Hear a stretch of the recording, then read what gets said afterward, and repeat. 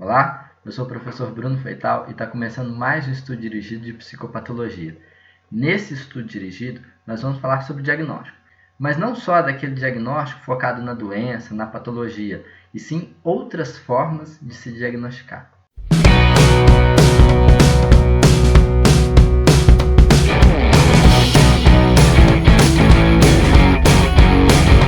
Então, pessoal, no nosso estudo dirigido de hoje, a gente vai tomar como base esse livro de Psicologia Hospitalar do Alfredo Simonetti.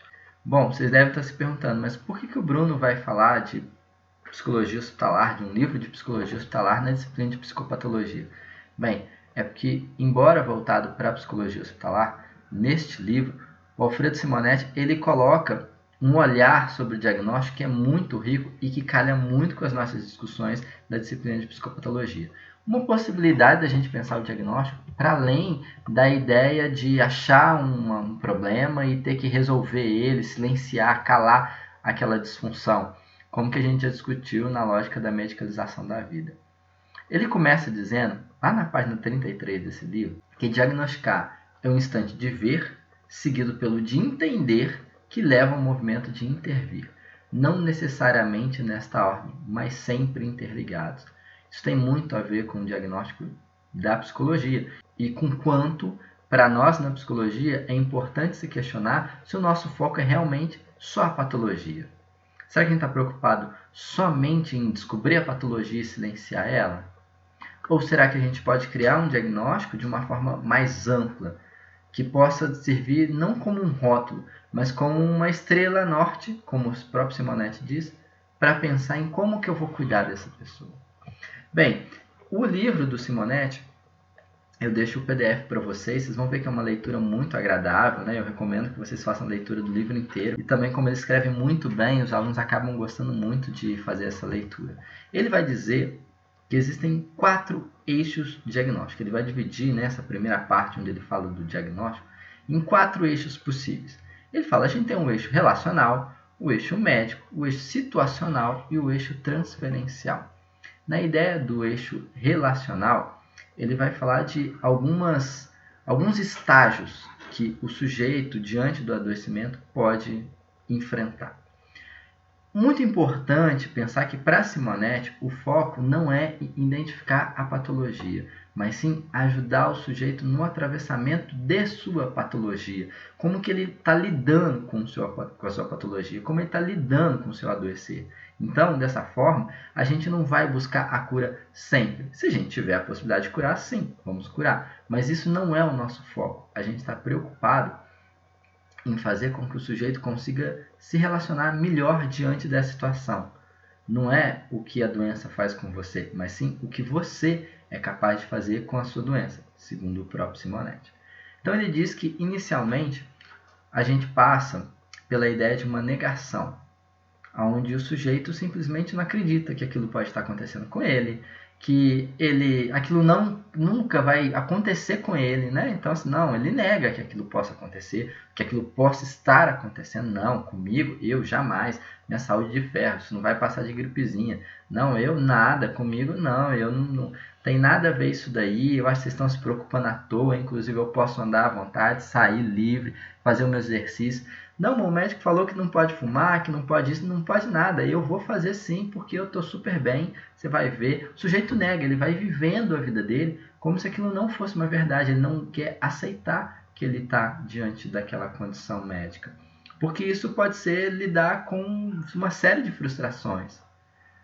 Pode ser ele lidar que aquela saúde perfeita, que aquele eu que ele imaginava forte, eterno, a gente não consegue pensar nem na nossa morte.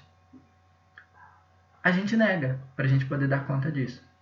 Porque senão a gente vai quebrar esse ideal de eu que nós construímos durante anos. Muitas das vezes a doença vem para isso. A doença vem e te mostra que existe um limite. Que nós não somos infinitos. Só que nós não damos conta. A gente não consegue pensar na própria morte. Tanto é que ele tem um exemplo que ele fala de um de seus pacientes que dizia: o meu medo é acordar morto da anestesia. Mas acordar não é coisa de morto, é coisa de quem está vivo. Outro estágio que ele vai dizer nesse eixo 1 é o eixo da revolta.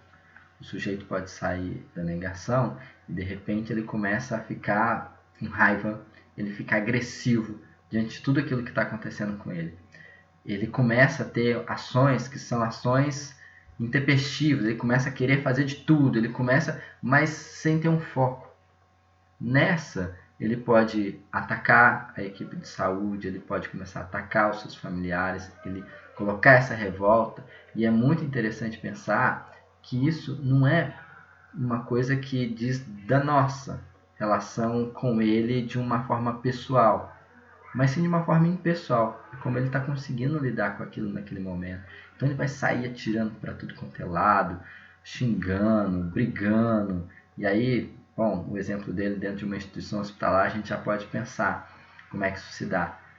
Pode acontecer o mesmo na clínica, né? Dessa revolta, desse ódio voltar contra o terapeuta, contra o analista. A ideia de revolta é um momento onde esse sujeito vai tentar fazer outras coisas que tentem encobrir. Ele já não nega a doença, mas ele também não consegue fazer algo que seja assertivo. É como se fosse aquele movimento desesperado de tentar fazer alguma coisa, agarrar alguma coisa, e nesse movimento ele acaba também tendo essa irritação. Outra coisa interessante dessa revolta que o Simonetti nos fala é que ter uma revolta diante de uma doença não é algo extraordinário. Você vai, tem aquele pico e depois aquilo baixa. Quando você vê, bom, tá, e não deu, e aquilo desce. Quando o sujeito ele vai, ele fica no pico, ele se estabelece naquele platô, aí a gente já precisa de olhar com mais cuidado o que está acontecendo. É um sinal de que as coisas realmente não estão bem com aquele sujeito. Ele fala ainda do estágio de depressão, que não é a depressão igual a gente fala, igual as depressões que a gente tem no DSM, né? Ele fala de um momento onde o sujeito se vê sem força. Na depressão, o sujeito acaba tendo um inflamento no seu eu. O seu eu acaba ficando inflado. Ele acaba falando, eu não vou conseguir, eu não acho que eu... É sempre um eu muito forte nesse estágio de uma depressão. A emoção predominante é a tristeza. Ele agora evita a raiva que ele tinha na revolta. O pensamento passa a ser um pensamento de impotência. O estado de ânimo é um estado sem graça, ele acaba fazendo por fazer. O sujeito desiste e vive o luto. O luto pode ser o luto da saúde que ele tinha, que ele não tem mais. O luto da condição de talvez aquele que seria o responsável por manter a casa, as finanças da casa, e não ser mais responsável, ou não ser mais capaz de fazer isso. E insiste no pensamento de que não adianta, para que eu vou fazer? Nada vai mudar.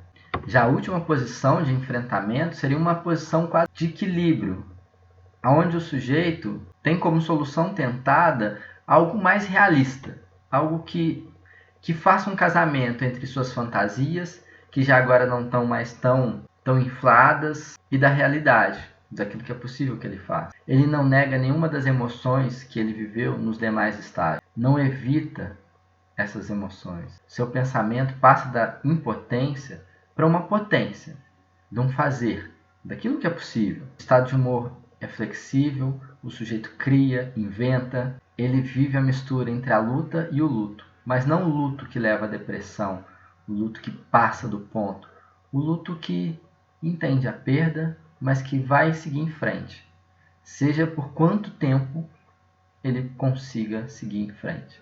Pode ser mais 2 dias, 10 anos, não importa, ele segue. Não tem mais aquela passividade, mas nada disso garante com que ele não possa voltar para um outro estado. Na ideia, o enfrentamento seria esse passo último, né? Simonetti vai dizer que é como se fosse uma órbita. Esses estágios de negação, revolta, depressão, enfrentamento, estariam orbitando em volta da doença.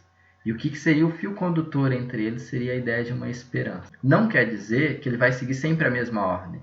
Não quer dizer que ele sempre vai ser negação, revolta, depressão, enfrentamento. Não, isso pode se dar por ordens diversas, pode ir e voltar, não tem um caminho único. O sujeito vai dar o caminho que ele consegue. Já o diagnóstico médico, ele está muito ligado a esse diagnóstico que a gente já conhece, né? De uma percepção sobre a doença, ela é aguda, ela é crônica, quais são os sintomas, e o seu tratamento clínico ou cirúrgico. Qual vai ser a programação terapêutica desse sujeito? Quais as especialidades ele vai ser atendido? Quais os remédios, a aderência, o prognóstico? Esse é o eixo médico. Já o diagnóstico situacional, como o próprio nome diz, fala das questões que circundam o sujeito, sejam elas culturais, sociais, psíquicas ou mesmo físicas. É um eixo que busca levar em consideração todos esses pontos para conseguir fechar uma possibilidade de olhar para esse sujeito e pensar como que a gente vai lidar com isso, como a gente vai ajudar ele a lidar com a sua doença. Aí envolve desde o tipo físico, né, assim, a relação que ele tem com o corpo, passando pelo psíquico, de qual que é a sua personalidade, seus conflitos, ele tem algum histórico de saúde mental. No social, onde a gente pensa sobre a sua família, como é que está a sua profissão, sua questão financeira. E o cultural, que diz dos seus costumes, da sua língua, a sua espiritualidade, sua religiosidade. Já o diagnóstico transferencial é um diagnóstico que está preocupado com as relações ali que existem diante desse sujeito e seu adoecimento.